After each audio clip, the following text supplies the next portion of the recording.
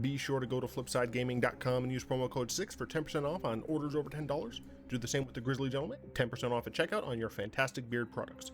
Or you could shop via the TCG Player affiliate link in the description down below to help support the show. And last but of course not least, you can go to Grey Viking Games with the affiliate link below to pillage some sweet arena codes.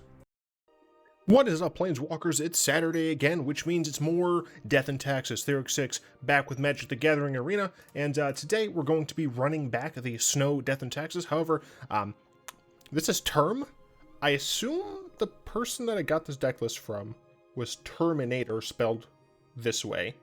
But essentially the only real change that I have here is adding in Lurrus to the main deck. Now, just the main deck, not the sideboard. We don't have this as a companion, even though this garbage UI still shows up because Wizards doesn't know how to make a functioning deck creator or whatever. But I wanted to still have it like this because I do still like the Legion Angel as additional sources of card advantage. The Lurrus will obviously give us a card advantage. We have 19 hits for Lurrus, which is just fantastic. In the sideboard as well, we can reuse the Remorseful Cleric, and after this game, depending on how after these games, depending on how Lurrus performs for me, I may want to look for more sacrifice style effects for the Death and Taxes sideboard. I'd love to have, like, we have Ronom Unicorn, but I would like to have essentially the same thing that just destroys an artifact or enchantment. It's definitely something that can be printed. Whether or not Wizards wants to is another story entirely. This hand is fine. We obviously want a third mana so we can cast this Lurrus, but we functionally have a decent 6-card hand, and we're going first, so we totally like to keep this.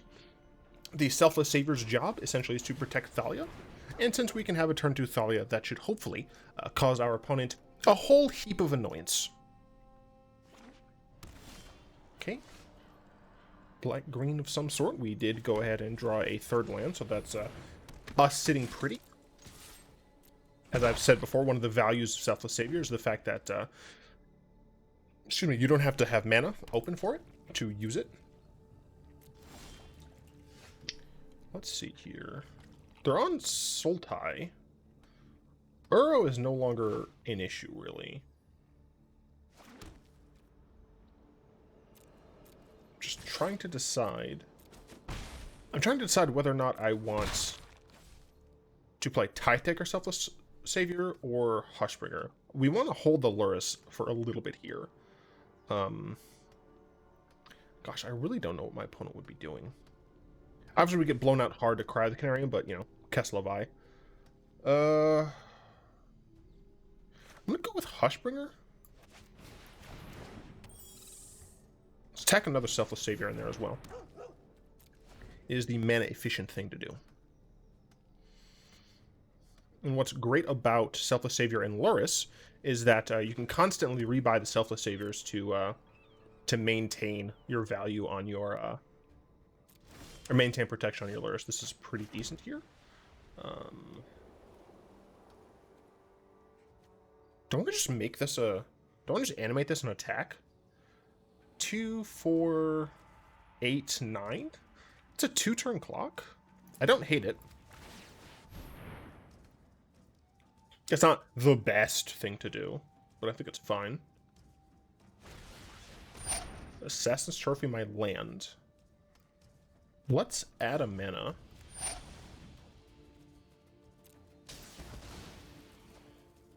We'll go get the plains, and then before we go to combat, play Tithe Taker.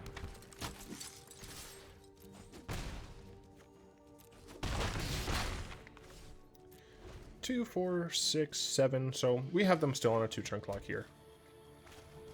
Growth Spiral. 3-mana Growth Spiral is not where your opponent wants to be, which is very good for us because that's exactly what we want our opponent to be doing. This is just... Yeah, it's permanent spell. So I can't actually get that back, unfortunately. We do just Smorking here.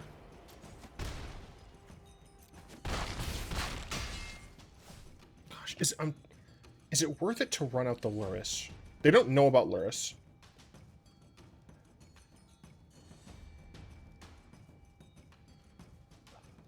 I'm just trying to think of, like, What's the worst? What's the most damage that they can do to my board? Should we have some odds? I guess if they have exactly Extinction Event, I want Lurrus on the field. Because exactly Extinction Event would get rid of all of these. And I wouldn't have lethal. I think this doesn't play around Languish. But I think it plays around the most board wipes at once.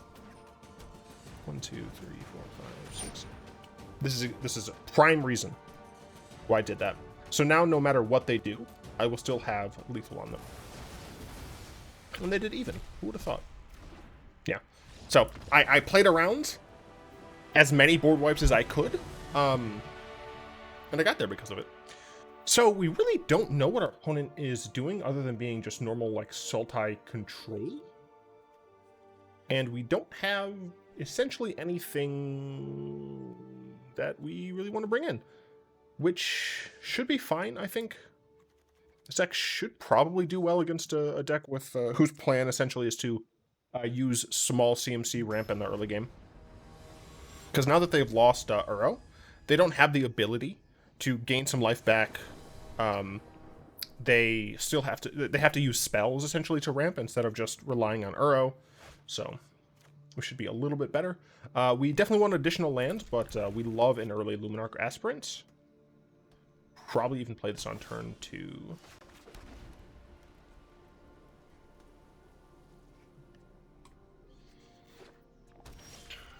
Okay, we definitely want to just bloop, play it on turn 2. Then we can start really hitting in there. We probably, yeah, we just play Reidane, unless they play something here that I want to Skyclave, but it's almost certainly just this.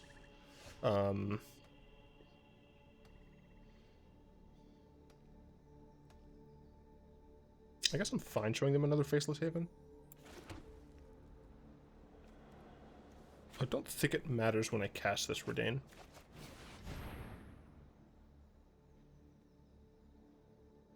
Because both of these are pretty big threats.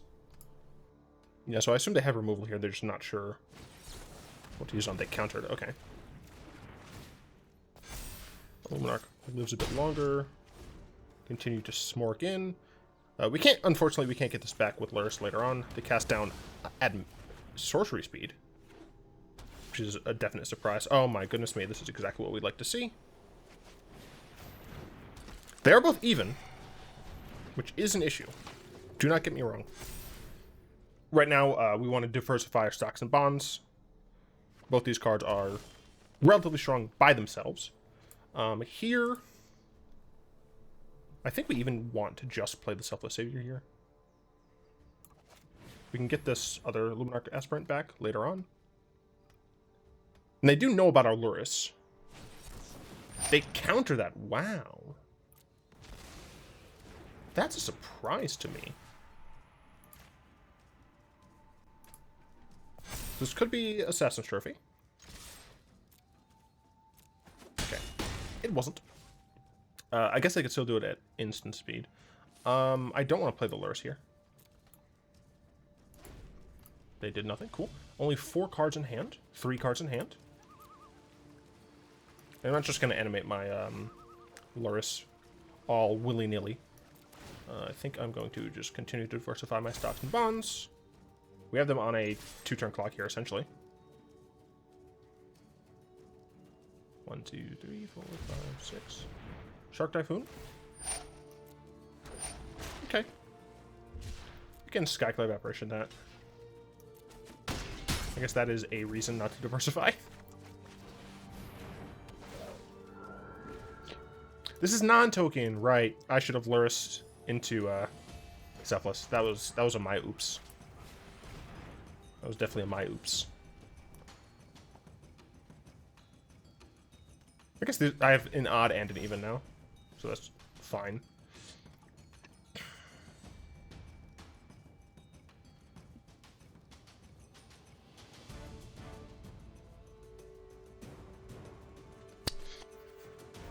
Yeah, this is actually a rough spot now. Because I can't guarantee that I'll be able to get my... Dang, yeah, I didn't even consider Shark Typhoon. That is not something you should be doing. Let's cast it. Probably gets countered. It doesn't get countered. Awesome. I assume it dies, though. It doesn't. Okay. Okay. So essentially, the idea is we protect our Lurrus. Although, oh, yikes. An extinction event on odds is garbo for us. And they kept one on top, too. Don't love it. I do not love it at all.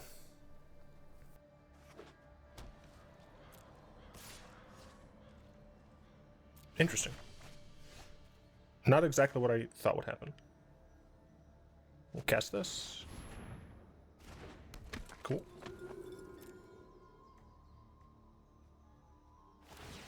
I'm going to attempt to make Tomik better. You're going to attack. There's no way I attack with everything here. Oh god. 1, 2, 3, 4, 5. You gotta be kidding me. They could have another Shark Typhoon in the top 16 cards. Did they have another Shark Typhoon in the top 16? I assume they're not playing 4. I assume they're only playing 3. I'd be surprised, frankly, if they kept all of them in. But I mean, I don't know exactly what my opponent's playing. If they have another Shark Typhoon, our Tomik just gets murdered because we can't justify...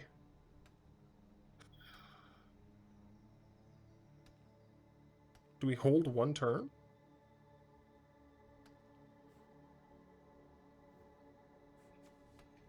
I think I have to hold one turn.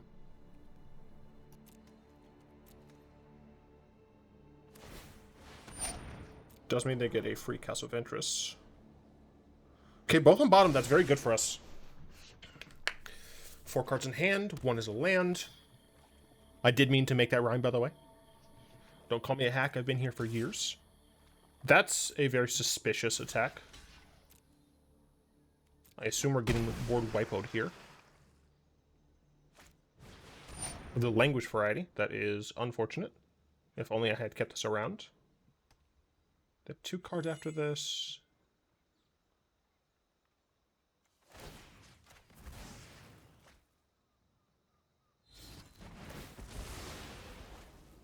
Cool, that's what I thought would happen. Because technically now this is a 0/1 creature with 3 damage marked on it. So, get dabbed on, I guess. Gonna attack first. Don't need to give them any more information. They have 2 cards in hand. They're down to 5. I can't double up on things. 5 mana. I won't be able to double up on things for a couple of turns.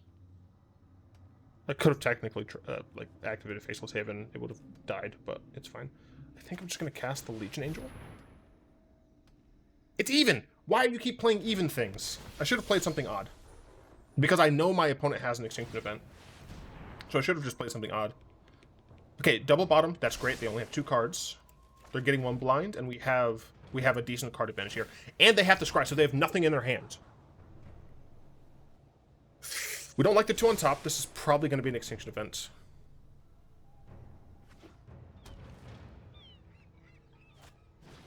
Okay, it's a search. It's a search plus, I assume, a piece of removal. Yes, okay. That we can get around. This... Oh, wait. My opponent tapped out. They're dead. Yeah, my opponent tapped out. They died. Ooh, you love to see it. It is what you love to see, everyone. That's that good stuff right there. That's that good stuff. Okay. Riding high on it. Let's try and run it back, shall we? See if we can get there yet again. We'll have a few packs to open, which is quite nice.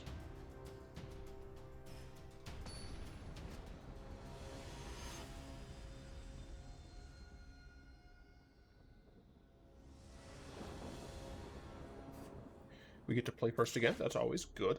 A little land heavy. But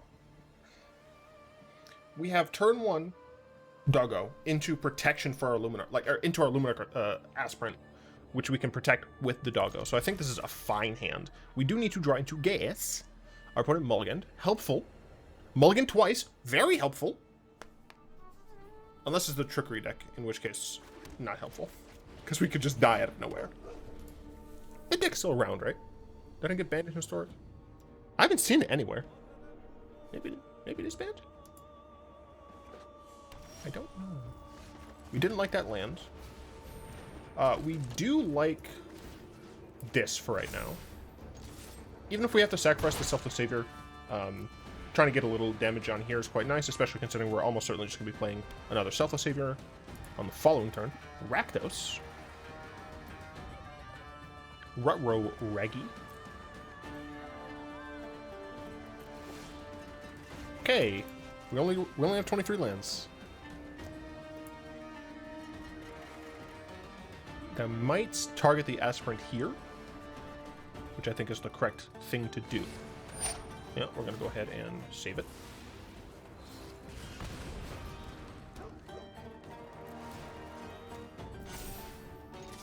I'm attacking with a 2-0.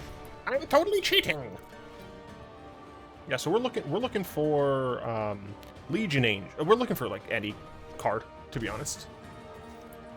Young Peasy. Ooh. Is this Rakdos Arcanist? Lol, get Shrek. I have nothing! You'll get nothing in life. I mean, I guess they get a... Okay. That's pretty good. We take those. Get rid of this. And do we diversify our bonds? Do we diversify our bonds knowing that our... Yeah, I think we do.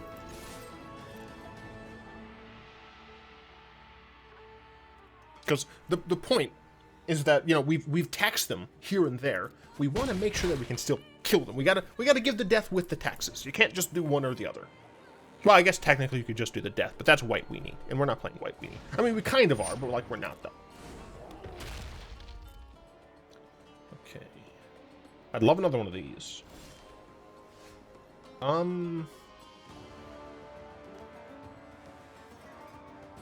Do damage to you or permanent you control, prevent one of that damage. Stop is the only thing that has damage prevented. A source and opponent controls will deal 1 damage to you or permanent you control, prevent 1 of that damage. So if I put Aspirant up to 3, she would still die. Alternatively, I can just play Reidane and buff Reidane.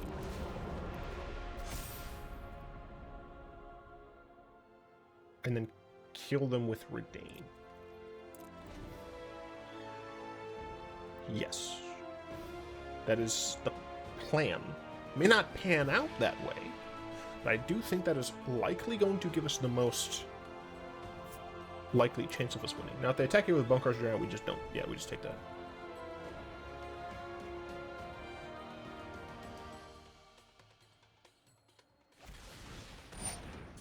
But Devil on my Selfless Savior. That's not terrible. We'd love to see a Lurrus.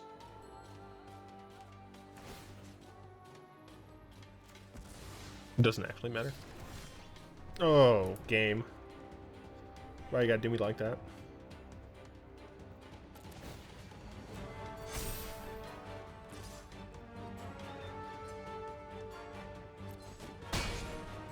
So Reidane is going to die next turn.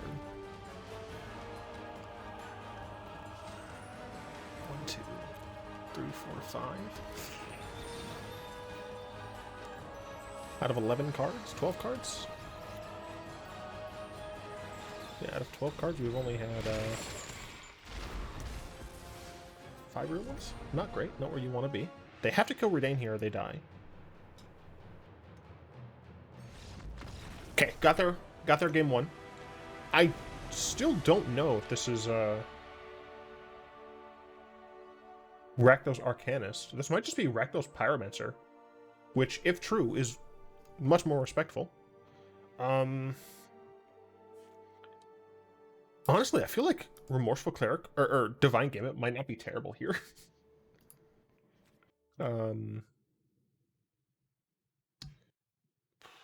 Rest in peace.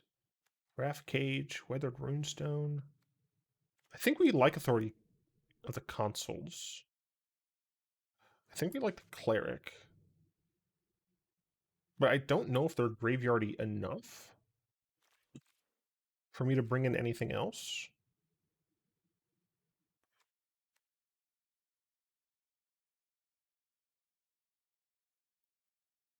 We do not want Hushbringer. Yeah, we do not want to give them a Croxa.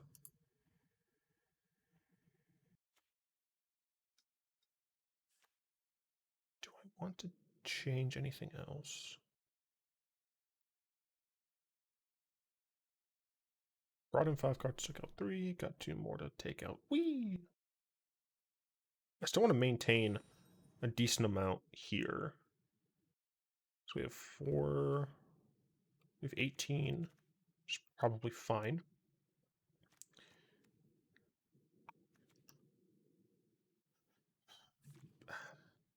The main reason I have Authority of the Consuls here is for Young Pyromancer tokens, so maybe we just want to cut that to 2. And we can cut down... Did I see? Yeah, I did see some basics. Let's cut down on 1 Reidane, maybe? I still like the Maul, the Skyclaves, because of the fact that it just makes something of mine chunky as hell. So we can keep that in there. It's possible that I should include like a single... Oh, come on, dude. This is another one that's just not fair. Because this hand isn't Garbo, right? A turn 2 Aspirant into a turn 3 Emeria is not trash. But I think I have better 6s. Yeah, we have better 6s. Turn 1, turn 2, turn 3. We're going to get rid of the turn 4. Just because I think against this deck we do want to keep the ball rolling, as it were.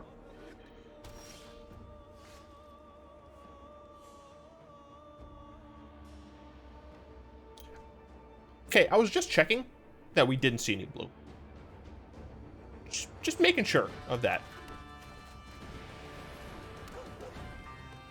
It's a Grixis deck. It's a Grixis Pyromancer. Interesting. I assume my Savior is going to die. I guess I could have attacked first.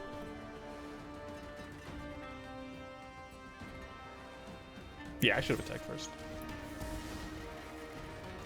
So if they're hitting and eliminate, they're hitting and eliminate.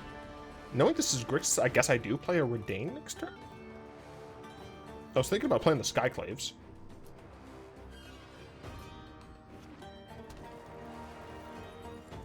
But they have to kill this now. Otherwise their stuff costs more. Let's do on my turn. Not loving you all that much, lands. Do I just suit this up? I don't think I do. I think I just play Reidane. Start getting in that flying damage. If Thought sees me, they take the Maul. I guess I just play Faceless Haven. Nikki be the Ravagee. Well, we have a land to get rid of there. And fun fact, we have another one, but we're going to go and play this. Going to attach it to Reidane, give her first strike as well. Smork on in. She's almost certainly going to die.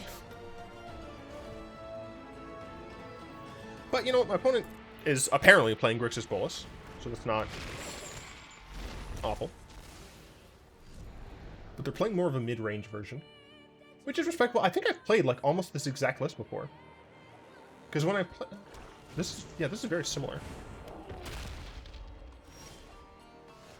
Okay, Archon, not terrible.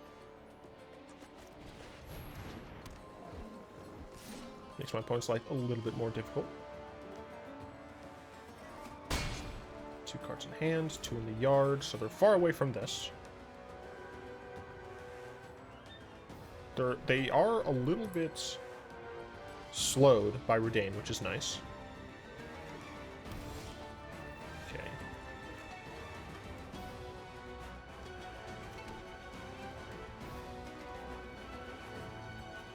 So next turn they might be able to flip this Bolas, which would not be great for me.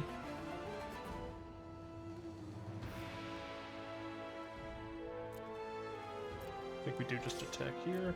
Although they will need to get a non-basic, or they will need to get a basic, because their basics will come in tapped thanks to that. Then next turn, potentially, I just smork in with Faceless Haven. Depends, of course, on what my opponent does here. They have 3 cards, that comes in tapped. I really wish they shocked themselves.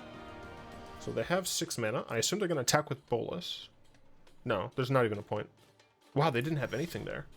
That's not what I expected. That's actually not at all what I expected. So I don't have enough to cast to activate this and cast this and still be able to attack with this. I have enough to activate and attack with this, and then if it lives, I can cast this.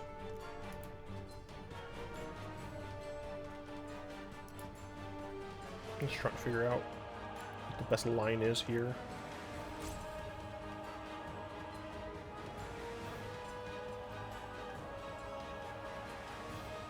10 damage. Get a creature.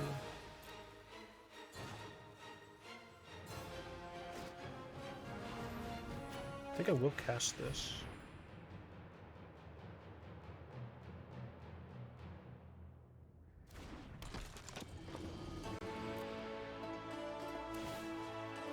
I feel like Reidane is probably going to die, so I'm just going to pump this up. I don't plan on attacking with it this turn.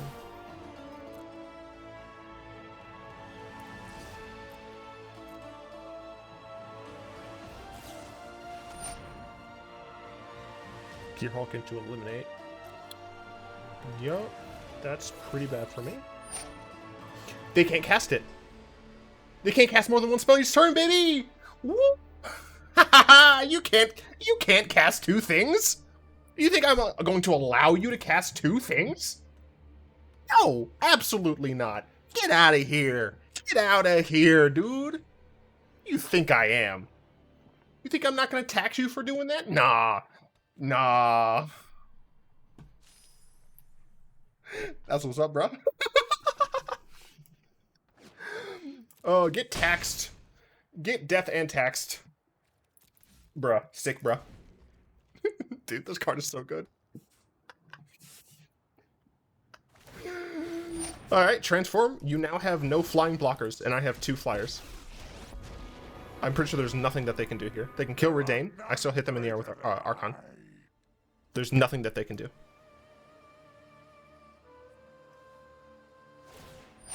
That is fine. And you die in the air to Archon. Nice. Yo, dude, freaking back-to-back videos where I'm satisfied with the deck I'm playing. Nice. I mean, even I recorded the Narfi video a while ago, but I was satisfied with that too. Yo, all right, we're on a good streak, man. This is great, dude.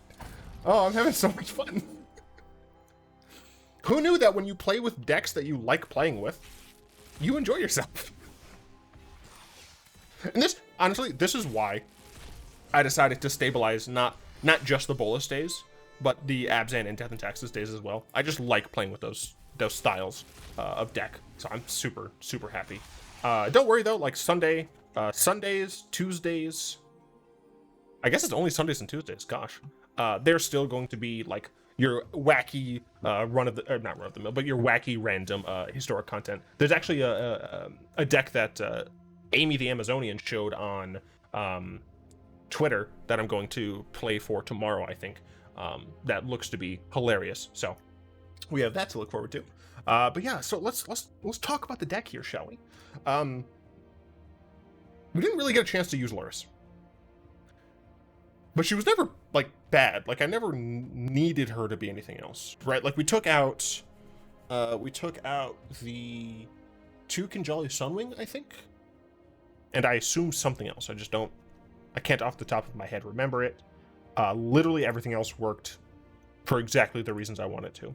I guess potentially some of you are here who haven't seen a bunch of the Death and Taxes stuff. So Selfless Savior is essentially a mom replacement. It allows us to protect our creatures. The reason that we're using this over Aelcid is that while protection and indestructibility do differ for a number of reasons, Aelcid you have to have mana up to use, and I wanted to kind of keep this deck as trim as possible. I mean, you even saw with only 23 lands, we were still having some mana flood issues.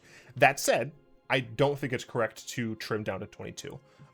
Even with a CMC like an average CMC of 2.4, I still think that 23 is the correct number of lands to play in this deck. Hushbringer, now that Uro is gone, is pretty decent. She just shuts down random things, so I can't really get into all of them, but she just shut down random things. What's great about Hushbringer, what's still bad about Hushbringer is that Kroxa is still around. So, as you saw in that last match, we did have to take this out because we just do not ever want to play this card when our opponent plays a Kroxa. And you might be saying, well, why is that bad? You don't have to discard. Yeah, but they don't have to sack Kroxa. And they'll have a 6/6 on like turn 2 or 3. No, thank you. I mean, technically, if we have Skyclave Apparition, it's not too bad because we can just exile it, but not worth it. Not at all. Luminarch Aspirant makes our dudes who are kind of small a little bigger. Great card. Thalia, she just annoys people. She just makes people annoyed. You saw it in that Sultai game. A 3-mana growth spiral is not nearly as good as a 2-mana growth spiral. 3 Tithe Takers, it's just an annoying card that leaves a body behind. Tomik is here because it's a 2-mana 2/3 flyer. That's essentially it. It's possible that there's a better 2-mana card for Tomik.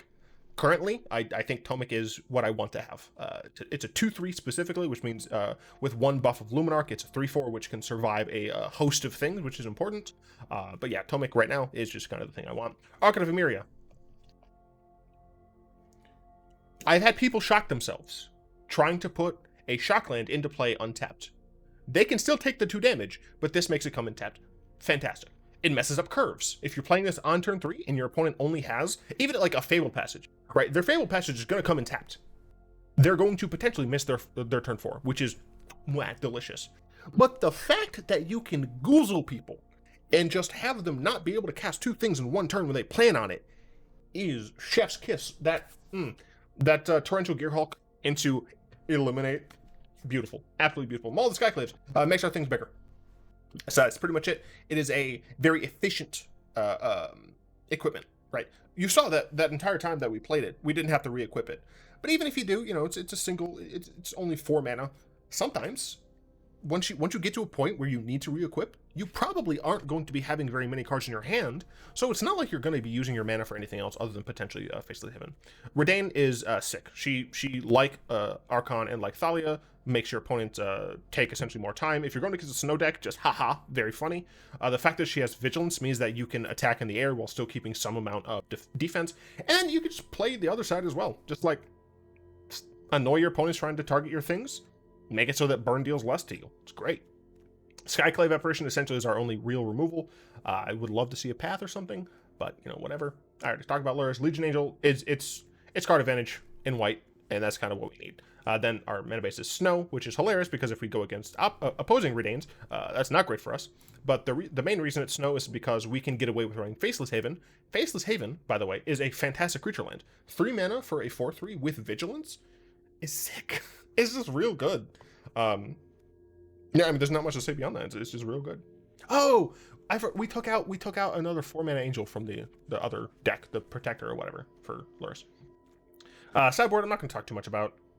Against aggro, against graveyard decks, if we need big removal, or removal for big things, graveyard, essentially graveyard. Although, apparently, there have been some green-white Collected Company decks running around, so Grafdigger's Cage and Weathered Runestone help against that as well. And then Planeswalker decks. Yeah, that's about it. Wait, I thought I had packs. I opened the packs. My brain is mush, everyone. So I'm just going to say, I have a P.O. box. Feel free to send me, I was going to say more brain, and then I realized people might actually do that, so don't. But feel free to send me other things, literally anything you want. If it's just a letter, a card, or like a weird, like a weirdly insulting thing. I don't know.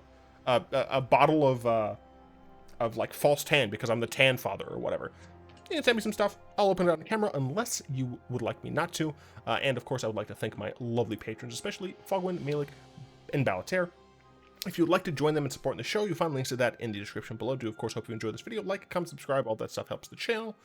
And, of course, until next time, all be one.